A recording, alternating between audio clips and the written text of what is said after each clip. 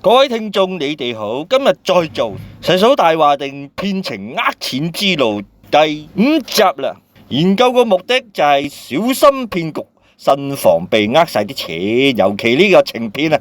當你越清楚呢啲騙徒用咩奸招去呃你嘅時候呢，即係呃情嘅時候呢，你就會呢內心當中叮咗一聲啊！例如你聽咗星斗呢台，哇，分析過有呢啲招數喎，即刻叮一聲提自己，可能係情騙，極大可能係情騙，咁你有個警惕啊！如果唔係，就好似可伯咁，俾人呃晒啲錢㗎啦，仲要惹官非添。呢句一定啱，知己知彼，百戰百勝，勝利嘅一定係要自己。既然明白咗，就立即開始第5集。佢第4集何睇出個招就係講到明俾你聽，你都唔知我呃你啊！呢個超級絕招之後呢，今集佢又做乜嘢呢？今集去到問到何太啊，因為前夫咧話暴力對待佢啊，所以同佢離咗婚。問何太對於新感情有咩睇法，佢就答啦：何太，我當時咧俾我前夫虐待到，我根本上而家有咗陰影咯。好驚婚姻啊！我都打算一直都湊大個仔算啦，因為我都係好驚受嗰啲虐待嘅虐待，即係我希望有個愛錫過我男人就得噶啦，梗係要有錢嗰啲啦，冇錢就唔得啦。都係嗰句，無論佢咩年紀，佢懂得愛錫我，懂我就滿足啊！你懂啊？450萬懂唔懂？懂。明白嘅何太，你係咪第3次結婚啊？答啦。唔係啊，第2次啫嘛。我第一任丈夫就生我個仔，就係落香港，就係香港人嘅。我邊有第2個，何來第3次啊？網民講唔係真嘅，唔係真嘅。懵伯補答啦，佢跟我嗰陣時係第2次嘅，佢同我講係第2次嘅，同我講冇第3次。加上佢嗰時返去廣州見佢家姐，佢家姐俾咗啲料我啊，料啊，你咩料啊？俾咗咩料你啊？講啦，少少料啦，就係佢嫁我，我咪第2任丈夫啊，第2任丈夫啊，哈哈哈，我星斗插播咗先啦，係咪啊？懵伯咧已經懵到上心口，第一啊嘛，第2已經話佢話乜就信，睇咪到啊？佢話乜就信，懵伯啊，俾錢之前啊，可以揾私家偵探，有幾多錢一查佢先啊嘛，懵啊懵，我俾啲料你啦，好冇？懵啊，咁啊繼續啦，真係勞氣啊，蠢到咁啊，真係人蠢真係無藥醫。可伯總結，冇料扮有料，繼續。係咧，何太，你住公屋係咪靠你前夫啊？我哋好想知喎。何太，嗰啲網友話我靠住前夫嘅身份落嚟香港就申請公屋。唔係噶，唔係噶。嗰陣時我嫁俾我前夫，佢都係住劏房，我哋一齊捱都得，聽得似，我哋一齊捱都得嘅。我星斗，好想笑。話同個前夫一齊捱劏房都得，你信唔信啊？我信唔信啊？我唔信咯，真係，得啖笑啊，真係，好難頂啊。OK，繼續，總過先，信佢都白痴啦，真係何太，你又講得出喎，係有人信啊嘛？邊個啊？冇伯咯。總之捱啦，捱完之後，因為我哋有啲性格不合，就離咗婚之後，攞咗身份證之咁樣，身份證之後就同仔仔一齊開申請呢間公屋，係呢間公屋。如果我講任何大話，我以後搵唔到錢，狂光蛋一個好冇？得未？夠讀未？因為我嘅理性就係以後要賺好多錢，以後跟住嗰段就係超戲肉仔女同可伯劃清界線，就話要催討翻啦新何太，即係河馬啦，即係從可伯身上所得嘅所有財產啊，即係嗰啲珠寶首飾。超懵伯就彈出嚟講啦，佢哋一個先都冇幫手揾噶，我啲仔女啊，5個仔女啊，我話俾你知，佢哋冇我一個幾毫都冇存落我嗰個銀行戶口嗰度嘅。細個嗰陣時由我養大，養大，供出去教學。佢幾時又養我呢個老豆？我依家就叫老豆啦，唔係一直叫老豆咩？總之我依家就叫老豆啦，就冇養過我啊，半乜嘢？冇養過我，冇養過我啊！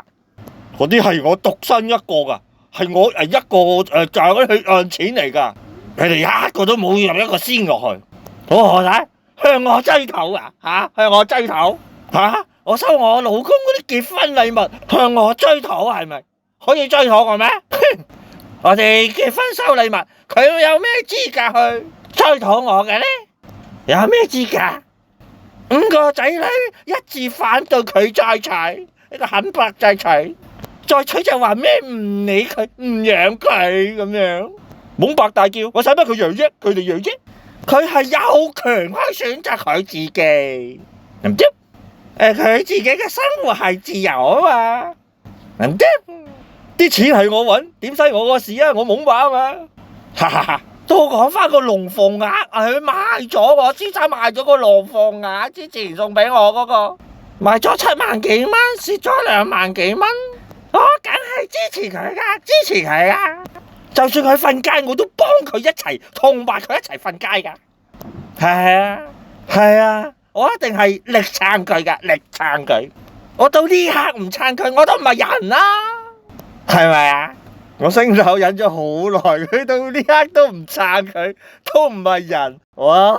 真係都唔係人嚟嘅，真係唔係人啊！佢自己講啊，都唔係人嚟嘅嚇。好啦 ，OK，真係總結，總之佢都唔係人啦嚇。咁就佢自己講嘅 OK， 撐佢啊嚇，撐到我傷晒啊，真係撐佢啦嚇，佢唔係人嚟嘅。何太自己講啊嚇。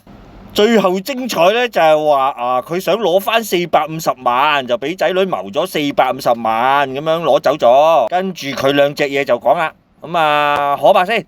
佢哋仲要攞走我450萬走，佢哋敢唔感慨啊？佢感慨啦，簡直就係冇人性嘅仔女喺街嗰度啊！千祈唔好話係我啲仔女嘅，哇！千祈唔好講啊，我衰唔起啊！好慘啊！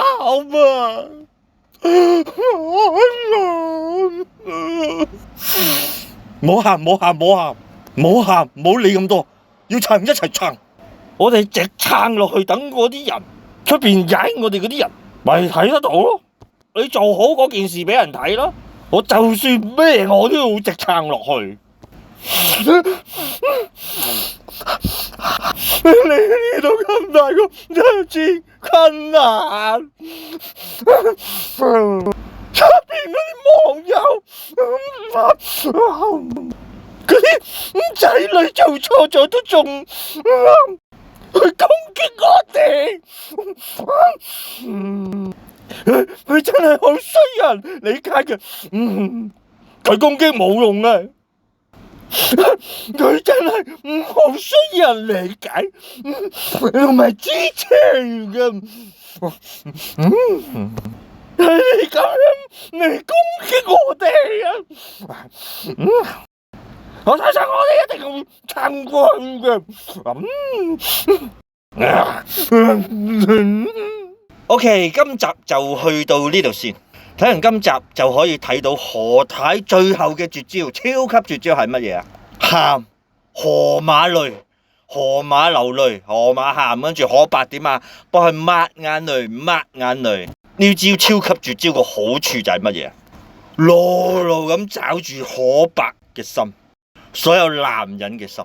超級騙徒好似河馬呢啲人，知道一樣嘢係乜嘢啊？勾起男人憐香惜玉嘅心。你就能夠俘虜佢，俘虜到咩程度啊？個男人即刻嚟幫你抹眼淚，呵護你，保護你，乜嘢都信晒你，乜嘢都俾晒你。因為只要喊就能夠打開男人嘅心，令到呢個男人毫無還手之力，放低晒一切嘅戒心。再舉啲例子，有冇睇過一啲女人扮跌低啊？跟住個男人即刻衝上去扶起佢，保護佢。而家個女人就喺睇戲嗰度點樣啊？笑，成功咧，我扮跌啫。咦，冇錯，就係呢招。何太知道呢一招，佢點會唔知呢招啊？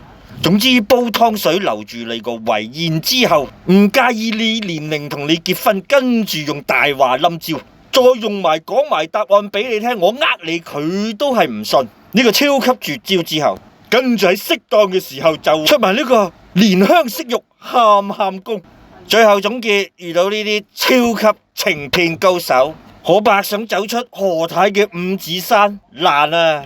最後溫馨提醒所有嘅孤獨男人小心河馬，慎防被呃。多謝大家收睇，我哋下集再見，記得點讚訂閱，因為下集仲精彩。拜拜，我哋下集再見。